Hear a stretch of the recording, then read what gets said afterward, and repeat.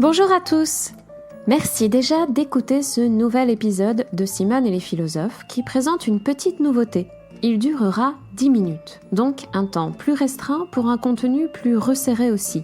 Et ce seront vos retours qui me donneront des informations importantes pour calibrer les épisodes à venir, en vue de rendre la philosophie toujours plus accessible et plus compatible avec les contraintes de la vie quotidienne. Je remercie aussi au passage les auditeurs d'iTunes qui ont mis 5 étoiles à ce podcast et ont parfois ajouté un avis très sympa. Ce simple geste donne beaucoup de sens à mon projet, j'y suis très sensible, alors vraiment merci à tous.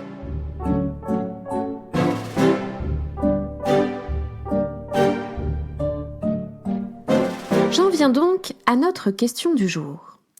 Pourquoi éprouvons-nous souvent que les mots manquent, déforment ou appauvrissent le réel?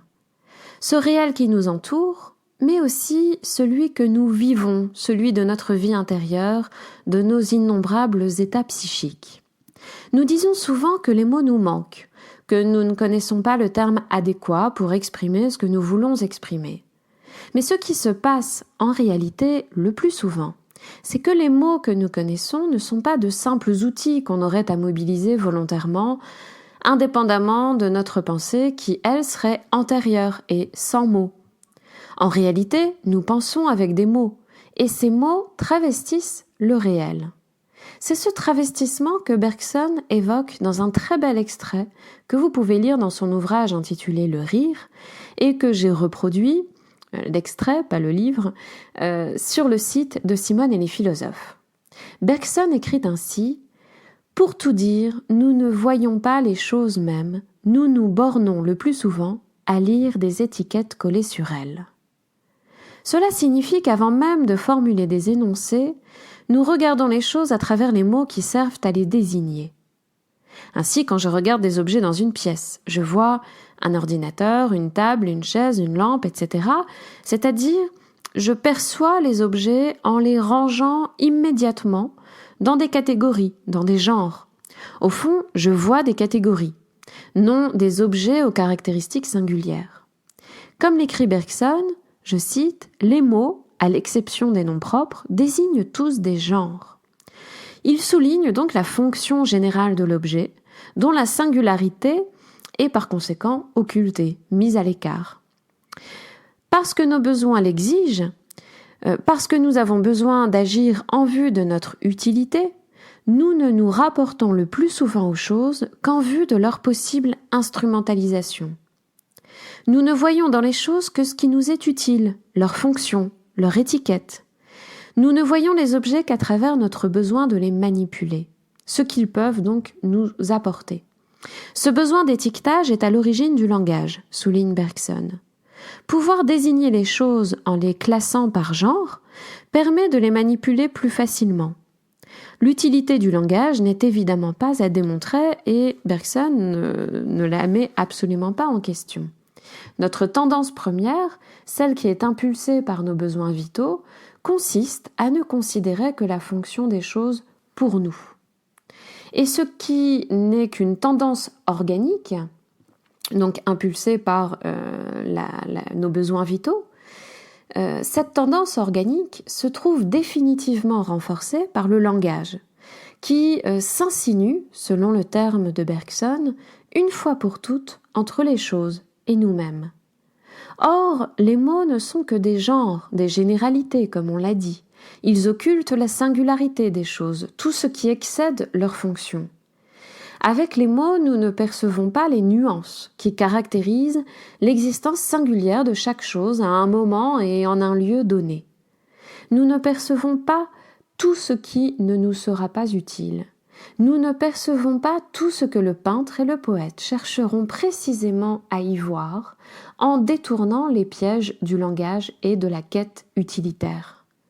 Ce qui vaut pour notre rapport au monde dans lequel nous agissons, vaut aussi pour notre rapport à nous-mêmes, à notre vie psychique.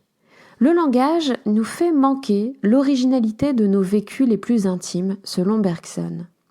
Là encore, il ne s'agit pas de dire que les mots nous manquent pour communiquer nos vécus. Il s'agit, comme Bergson nous le rappelle, de voir comment les mots informent c'est-à-dire donne une forme, ou déforme la perception que nous avons de nos états internes. La vie intérieure, et en disant cela, je mesure la généralité inappropriée d'une telle expression, la vie intérieure se déroule dans le temps, dans un temps continu et indivisible, semblable à une mélodie. C'est une métaphore qui revient souvent chez Bergson. C'est ce que Bergson appelle la durée, le temps de la vie intérieure, qui est le temps aussi de la mélodie. Dans ce temps-là, tout est lié. Une mélodie n'est pas divisible. J'en perçois chaque note comme intrinsèquement liée aux notes qui la précèdent et que j'ai à l'instant dans la mémoire, dans ma conscience. Et elle est intrinsèquement liée à celles qui lui suivent. C'est à cette condition, et que donc j'arrive à anticiper celles qui suivent, les notes qui vont arriver, j'arrive à les anticiper dans la perception de la mélodie. Et c'est à cette condition que je perçois la continuité mélodique. Au contraire, les mots fragmentent la vie psychique. Ils la divisent en segments distincts, et c'est cette segmentation qui permet la désignation. La désignation linguistique isole, divise des états qui, originellement, sont liés entre eux en un flux de conscience continu. De ce fait, Bergson voit dans cette opération un effet spatialisant du langage.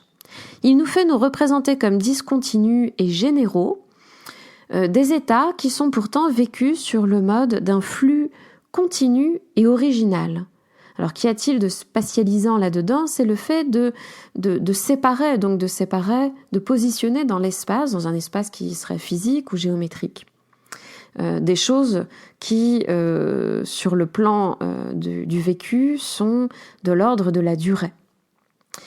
C'est de cette façon que, pour Bergson, le langage s'insinue entre nous et nous-mêmes, nous rendant opaque notre propre vie intérieure. Le langage s'insinue en spatialisant, en nous donnant une représentation spatialisante de nos vécus, et donc en éparpillant nos ressentis, nos expériences internes.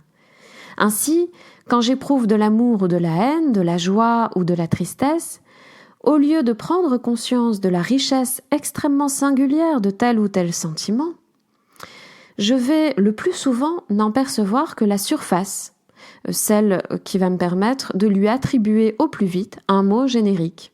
Amour, haine, joie, tristesse. Si c'était différent, dit Bergson, nous serions tous artistes.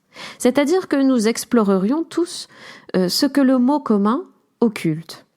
Je cite ainsi Bergson, « Nous ne saisissons de nos sentiments que leur aspect impersonnel, celui que le langage a pu noter une fois pour toutes parce qu'il est à peu près le même dans les mêmes conditions pour tous les hommes. Ainsi, jusque dans notre propre individu, l'individualité nous échappe. Nous nous mouvons parmi des généralités et des symboles, et fascinés par l'action, je vais un peu plus loin, nous vivons dans une zone mitoyenne entre les choses et nous, extérieurement aux choses, extérieurement à nous-mêmes. Les besoins liés à l'action et à la vie sociale nous motivent à utiliser les mots et à tenir ainsi à distance les singularités des choses et de nos expériences. C'est pour cette raison que Bergson nous enjoint à porter notre attention non pas seulement vers l'action, mais aussi à d'autres moments vers ce qui se passe en nous, en retrouvant l'intuition, c'est-à-dire un mode d'appréhension pré-linguistique de nos états d'âme. C'est ce mode d'appréhension qui nous permet d'accéder à de l'originalité. Intuition vient de intuere, qui veut dire voir. Eh bien, cette intuition bergsonienne est la faculté qu'a notre esprit de voir de manière concentrée, d'un coup, quelque chose de notre réalité originale singulière, mais aussi de la réalité originale et singulière de toute chose. Alors j'espère que cet épisode a pu vous apporter des questions et ou des éclairages quant à notre rapport au réel, qui, sous de nombreux aspects, est imbibé de langage. N'hésitez pas à partager vos retours et ou vos questions en déposant des commentaires sur simoneetlesphilosophes.fr, sur iTunes ou sur Deezer. Et si vous voulez que ce podcast continue de vivre longuement et passionnément, vous pouvez rejoindre la communauté des tipeurs et tipeuses sur tipeee.fr.